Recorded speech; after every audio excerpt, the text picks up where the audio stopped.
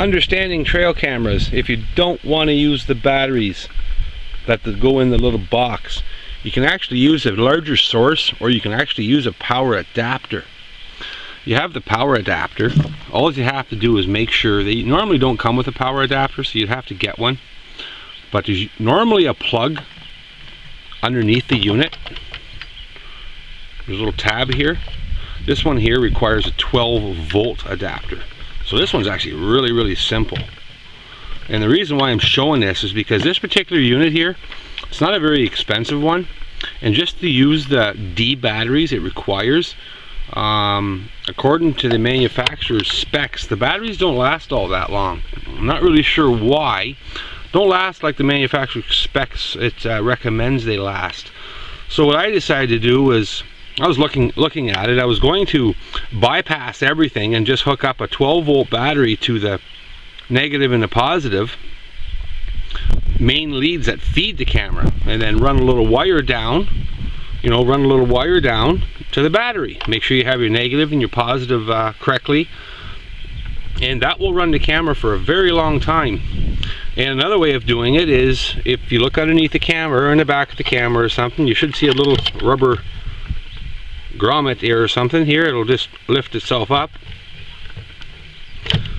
It's being stubborn. I'm trying to hold the camera at the same time and open this up. A little bit difficult.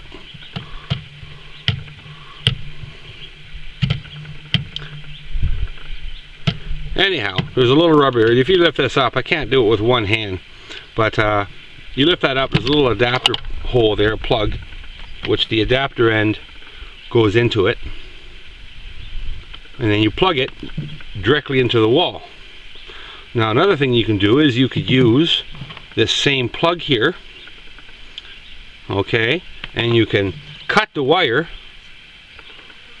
off right here, splice it, strip the wire so the bare wire is showing, and there you have it. You hook that directly to a 12-volt battery, car battery, and you place it somewhere and you run the wire up, and you'd be amazed on how long that trail camera will last.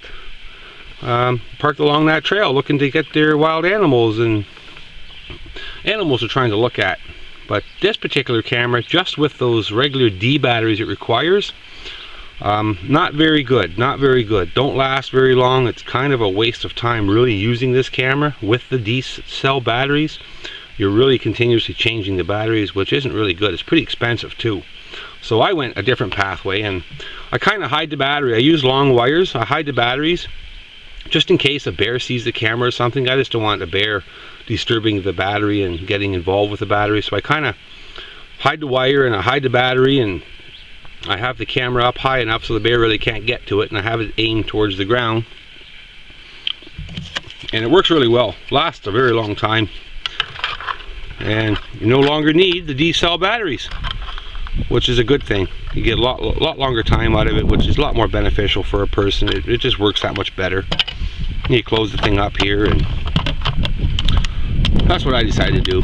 Them D cell batteries, well, maybe it's not a good enough battery for the unit, not really sure. Don't really care.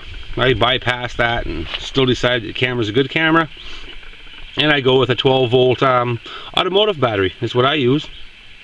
The larger the battery, well, obviously the larger length of time you're going to gain from it. You can use a motorcycle battery or a four-wheeler battery. They're all 12 volts. They'll all work. Car battery, lawnmower battery, transport battery. Any auto type battery is 12 volts, and they will work just fine. The larger the battery, the longer length of time you will get from the camera, and be amazed at how many pictures you can get from that. Actually, your card will probably run out of room before your battery goes dead, so that just gives you an example of how long it will last. Your card will probably become full before the battery goes dead, unless you're in a place with absolutely no movement's taking place. Well, then you won't even really use the card up. But usually there's always something triggering that camera, whether it's a butterfly or something's always triggering it. They have sensitivity levels you can set up a little bit, and some of them do, some of them don't. Anyhow, just a great tip, just in case no one knew.